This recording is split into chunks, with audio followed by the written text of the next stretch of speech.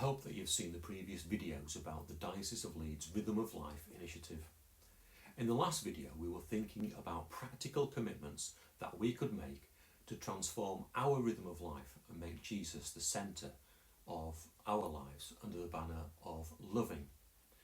Today I have a few more suggestions for commitments that we could make in terms of living, concentrating on celebrating and resting.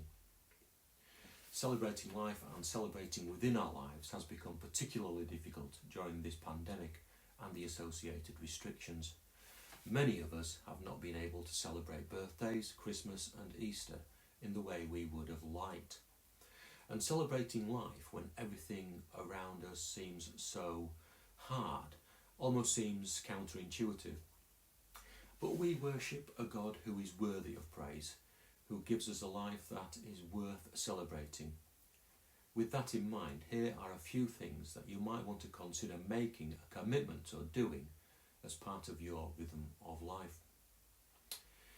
Perhaps you could think about ways of weaving thankful prayer into everyday activities. Maybe you need to allow yourselves to play more and enjoy leisure time and hobbies. Another challenge might be to deliberately appreciate and affirm work done well and to offer thanks to God at the end of each day. There is a resource on the Examen which you might find helpful with this.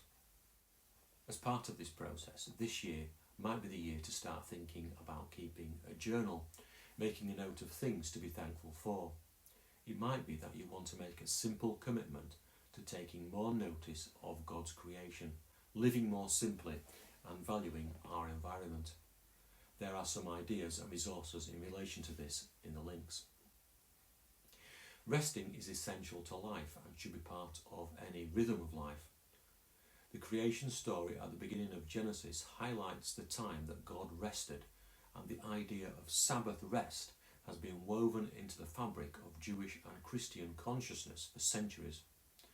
Without rest we cannot work, and without rest we cannot live.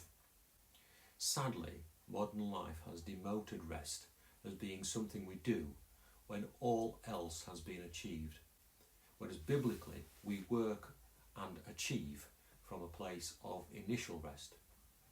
So giving rest the priority it deserves might be our initial starting point when we think about our rhythm of life.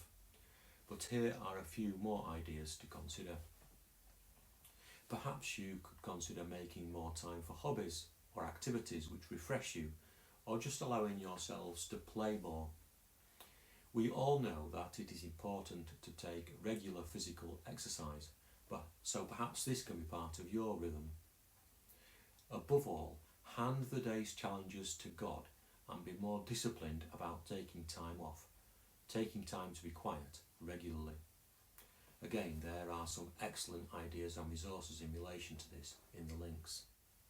In the next video I'll be talking about making practical commitments under the heading of learning, with ideas to make commitments in relation to reflecting and creating. In the meantime, you may like to share your initial thoughts about practical commitments in the area of living in the comments section.